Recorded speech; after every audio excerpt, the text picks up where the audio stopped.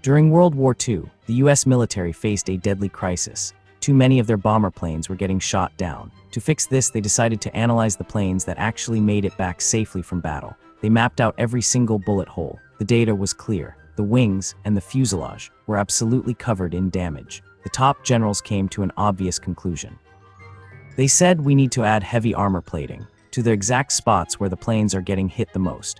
It seemed perfectly logical, but if they had done that, it would have been a catastrophic mistake. A brilliant mathematician named Abraham Wald stepped into the room, and he told the military they were doing it completely backward. He said, you shouldn't reinforce the places with bullet holes.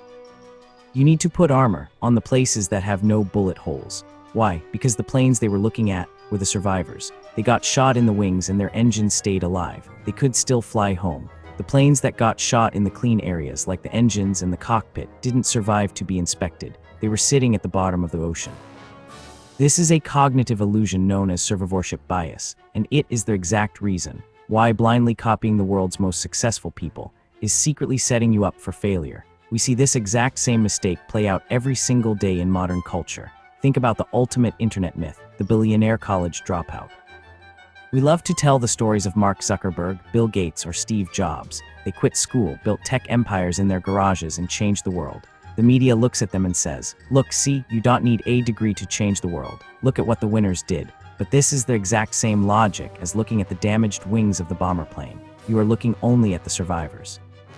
For every one dropout who became a billionaire, there is a silent graveyard of 100,000 people who took the exact same risk, dropped out of school, and ended up broke, deeply in debt, or working jobs they hate. When you only study the habits of the top 0.01%, you are completely blinding yourself to reality. You are copying a lottery winner's numbers, expecting to get the exact same result. This bias becomes dangerous when it comes to your money. Imagine a financial guru releases a book. It's titled, How I Turned $1,000 into $1 Million Using This One Specific High-Risk Strategy. Thousands of people buy the book, they copy the strategy, and most of them lose everything. Why? Let's look at the math. If 10,000 people play a high-risk game with their investments, pure random chance dictates that a few of them will hit the jackpot.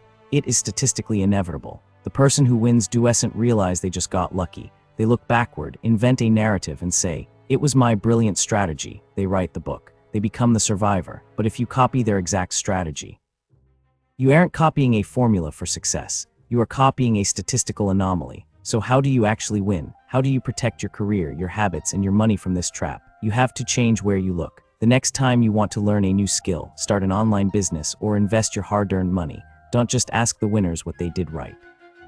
Go look for the people who failed doing the exact same thing. Don't just read the biographies of billionaires. Read the case studies of bankruptcies. Find out what killed their engines, because in a world full of hidden risks, learning how not to sink is far more valuable than trying to copy someone who happened to catch a lucky wind. Stop looking at the bullet holes. Start looking at the engines.